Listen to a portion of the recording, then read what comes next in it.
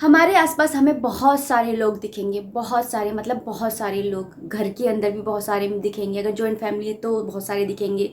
और घर के बाहर पड़ोसी वगैरह, आपके कलीग्स वगैरह, आपके ऑफिस में जो भी, मतलब आपके अराउंडेड, आपके मतलब चारों तरफ बहुत सारे लोग दिखेंगे। लेकिन उनकी नज़रें कैसी होती हैं? उनकी नज़रें या तो होती हैं आपकी तरफ देखने की कि आपसे चिढ़ रहे हैं, आपसे जल रहे हैं, आपसे ईर्ष्या कर रहे हैं, आपकी तरक्की को देख करके, आपकी खुशियों को देख करके, आपकी लाइफ स्टाइल को देख करके, आपकी पर्सनैलिटी को देख करके, आपके रंग रूप को देख करके, उस रंग रूप को देख करके भी जिसको देख करके शायद सुबह आप मिरर में देख करके खुद के ऊपर हंसते हो, अरे यार भगवान ने क्या नमूना बना दिया।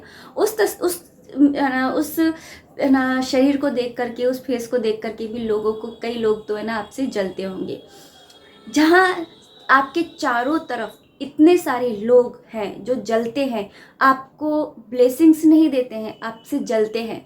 उस सिचुएशन में जब इतने सारे लोग आपसे जलते हैं, आपको बुरी नज़र से देखते हैं, आपको मतलब कि बिल्कुल ठीक नहीं है, आपके आसपास बहुत ज़्यादा नेगेटिविटी है, तो उस सिचुएशन में आपको नहीं लगता कि आपके पास में कोई ऐसा होना चाहिए जो आपको ब्लेसिंग्स दे?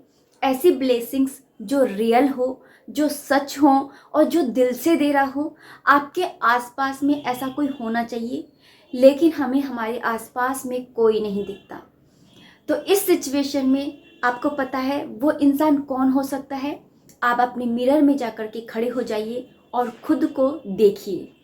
आप खुद हैं जो अपने आप को ब्लेसिंग्स दे सकते हैं। इसे कहते हैं अफर्मेशन। जी दोस्तों, आज के वीडियो में मैं बात करने वाली हूँ अफर्मेशंस की।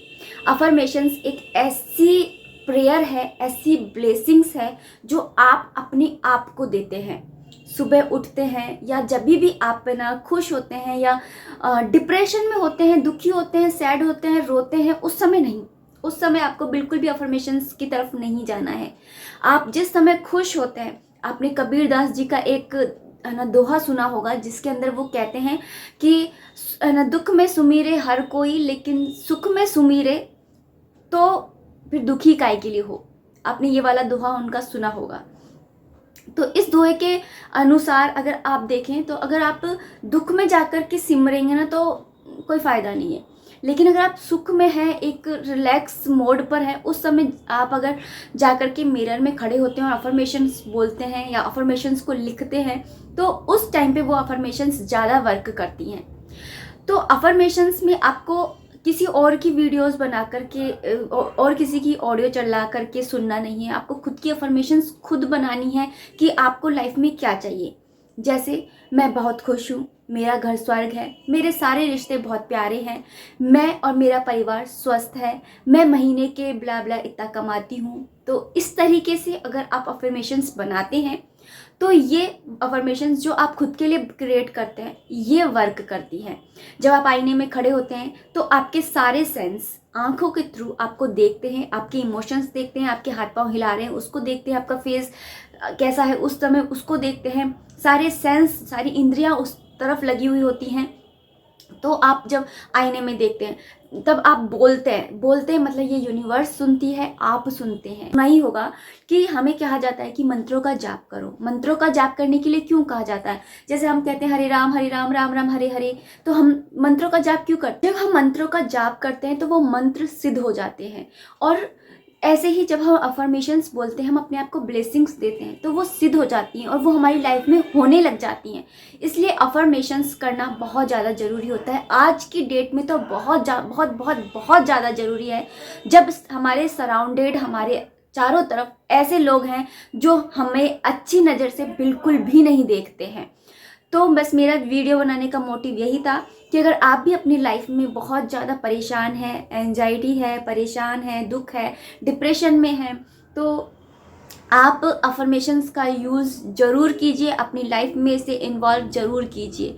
दिन में 1 बार, 2 बार, 4 बार, 10 बार, जितनी बार भी आप कर सकते हैं उतनी बार आप अफर्मेशंस का यूज़ कीजिए। आपकी लाइफ में ज़रूर ज़रूर ज़रूर परिवर्तन होगा। इसी के साथ में जो दूसरी चीज़ है वो है ग्रेटिट्यूड होना।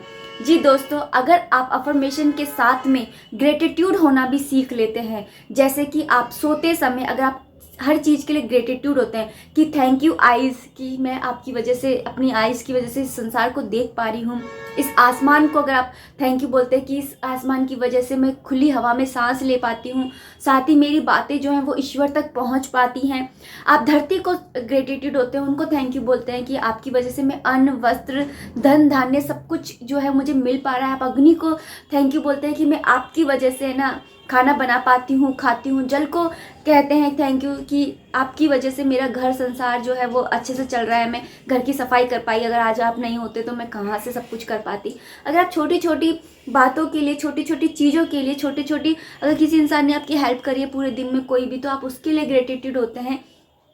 तो प्रकृति जो होती है ना, जैसे आप समझिए, मैं आपको एक उदाहरण से कहती हूँ कि जैसे मैं स्टेज पे बोल रही हूँ और बोलते बोलते मेरा थोड़ा ब्रेक हुआ, मतलब लंच हुआ थोड़ा सा, कि मुझे ब्रेक दिया गया। और उस टाइम पे मैं ऐसे कर रही हूँ और कोई मुझे पानी दे देता है, तो मैं उसको बोलती हूँ कि थैंक यू। तो वो इंसान मुझे मतलब अच्छी नज़र से देखेगा, और दोबारा जब ऐसा होगा तो वो इंसान तो है ही, लेकिन आसपास के 4 जने और जो है जिन्होंने देखा है वो भी मुझे पानी देंगे। लेकिन अगर इसकी अपोजिट में अगर कोई मुझे पानी दे और मैं उसको अपना ईगो दिखाऊं, एटीट्यूड दिखाऊं और बोलूं कि मैंने मांगा था क्या, तो उस सिचुएशन में जो वो आदमी तो देगा नहीं, वो तो पलट के वो तो चला ही जाएगा। और जो आसपास के जो लोग देख रहे होंगे ना, जिन्होंने इस चीज़ को देखा होगा, वो लोग भी पता है मेरे लिए गलत भावना बना लेंगे, मुझे पानी देने की सोचेंगे भी नहीं। तो ये होता है जब हम ग्रेटिट्यूड करते हैं, किसी को थैंक यू बोलते हैं, तो उसके अपोजिट में हमें है ना जो प्रकृति है वो और देती है। इसलिए एक तो ग्रेटिट्यूड होना बहुत ज़्यादा ज़रूरी है, दूसरा एक अफर्मेशन। अगर आप अपनी लाइफ में चेंज चाहते हैं तो अफर्मेशन कीजिए, साथ ही ग्रेटिट्यूड होना सीखिए। ये 2 काम कीजिए, आपकी लाइफ जरूर चेंज हो जाएगी। राधे राधे, हरे कृष्णा।